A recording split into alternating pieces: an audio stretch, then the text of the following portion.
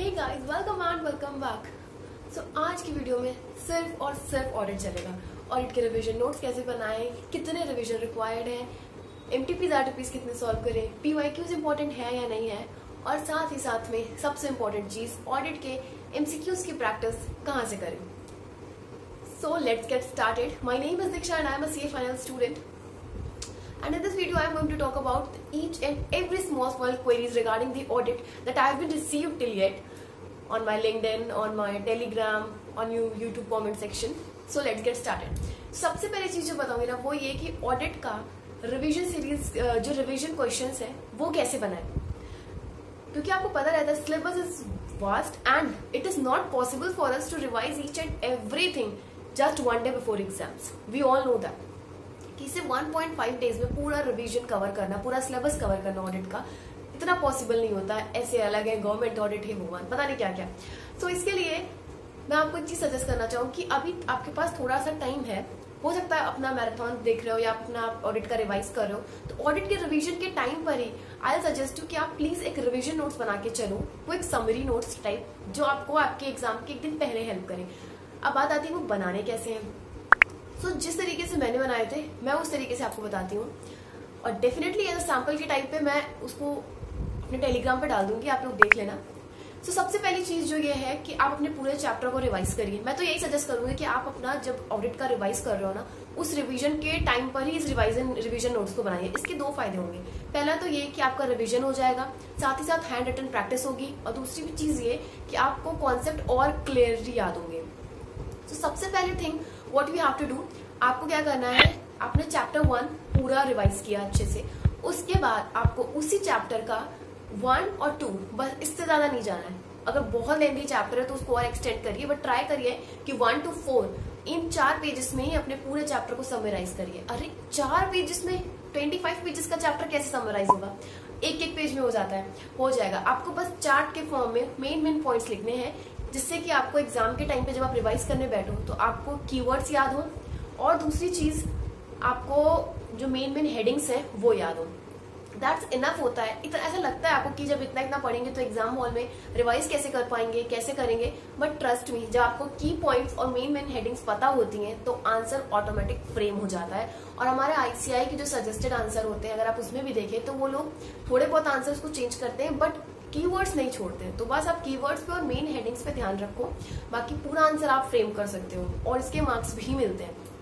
But अब एकदम अपने लैंग्वेज में फ्रेम करोगे ना, उसमें कोई की पॉइंट ना ऐसे का रेफरेंस दोगे, और ना ही अगर आप उसमें कोई भी पॉइंट्स डालोगे, ऐसे का नंबर भी नहीं डालोगे, ऐसे का नेम भी नहीं डालोगे, देन प्रॉब्लम होगी ना. Then how could you imagine कि आपको फुल मार्क्स मिल जाएंगे? ऑफ कोर्स नहीं मिलेंगे. सो कुछ चीजें हैं जो आप ध्यान में रखोगे तो डेफिनेटली एग्जामिशन आएगा आपका. तो ये तो हो गया आपको रिवीजन नोट्स कैसे बनाने हैं. मैं इसका एक डेमो के तौर पे अपने टेलीग्राम पे डाल लूंगी, आप लोग देख लेना. इसी तरीके से चार्ट वाइज में आप अपने पूरे चैप्टर का, आई थिंक 13 या 14 चैप्टर है, आप वो सारे का एक एक करके आराम से बना लो अपनी किसी डायरी में या किसी कॉपी में, जिससे वो आपको एग्जाम के एक दिन पहले हेल्प करेंगे.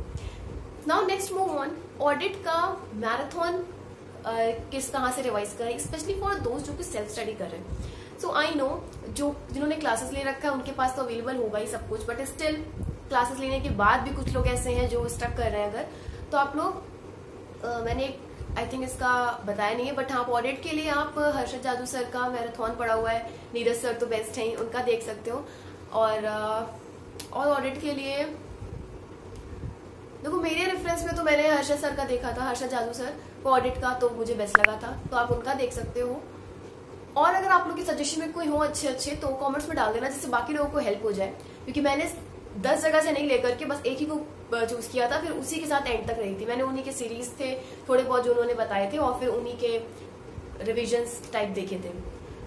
अब बात आती है एमटीपीज और आरटीपीज कहाँ से करें, कितने करें, लास्ट 3 अटेम्प्ट के बेटर है या 5 अटेम्प्ट के कर लें. सो गाइज ये तो टोटली डिपेंड करता है आपके ऊपर. आपको यहाँ पे बिल्कुल भी कंपेरिजन नहीं करना है कि मेरे फ्रेंड ने कितने आरटीपीज सॉल्व कर लिए. हो सकता है कि उसने 5 करके उसको जितनी नॉलेज आई हो, आपको 2 करके ही उतनी कैपेबिलिटी आ जाए.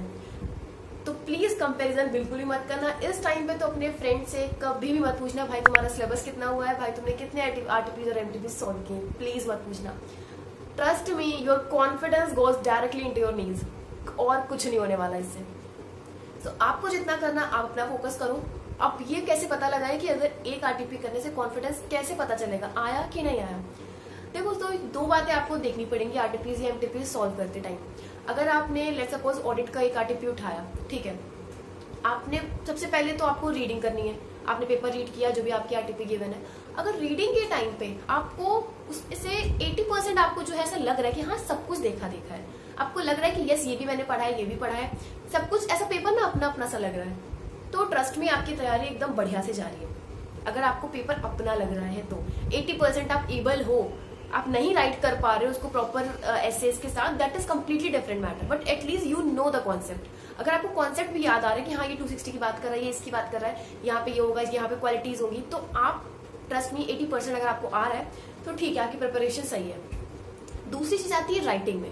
अब राइटिंग में क्या होता है, अब एकदम आंसर्स तो फ्रेम करो तो बहुत अच्छी बात है, बट अगर आप एकदम आंसर्स के डीप में ना जाकर के आपको हेडिंग सेटिंग्स याद हो रही हैं या 60 या अगर मैं बोलूँ मोर देन 50% या 60-70% आप पेपर सॉल्व कर ले रहे हो आरटीपी का, एक दो आरटीपी करने के बाद आपको लग रहा है कि आप हाँ 60% आरटीपी कर ले रहे हो बिना किसी हेल्प के, बिना सजेस्टेड आंसर्स को देखे, तो बिल्कुल सही जा रहा है आपका।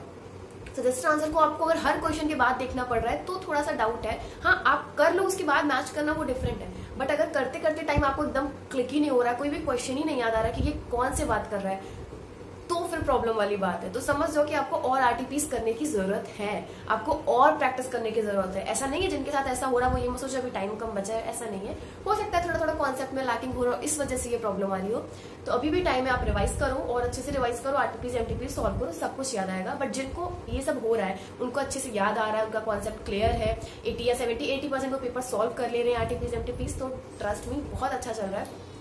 बस थोड़ी सी हैंड रिटन प्रैक्टिस करते रहिए, जिसकी वजह से जब एग्जाम हॉल में बैठे तो एकदम न्यू ना लगे, आपकी हैंड रिटन प्रैक्टिस बढ़िया से हो जाए। सो ये क्वेश्चन हो गया उन लोगों के लिए जो सोच में थे कि कितने आरटीपीज करें कितने एमटीपीज करें। जब आपका ये कॉन्फिडेंस आ जाए ना 80-90% वाला, तो समझ लेना कि हाँ अगर टाइम कम है तो आप वहां पे स्टॉप हो सकते हो, बट अगर 100 तक जाना चाहिए वैसे तो ये कॉन्फिडेंस, बट अगर टाइम कम है क्योंकि it's just about to end March ना, अप्रैल और मई बचा है, मई में एग्जाम्स है, तो सबको सारे सब्जेक्ट्स मैनेज करने, जिनका बोर्ड ग्रुप है उनका तो और थोड़ा बर्डन होगा, तो सारे सब्जेक्ट्स को मैनेज करते हुए आप देख सकते हो।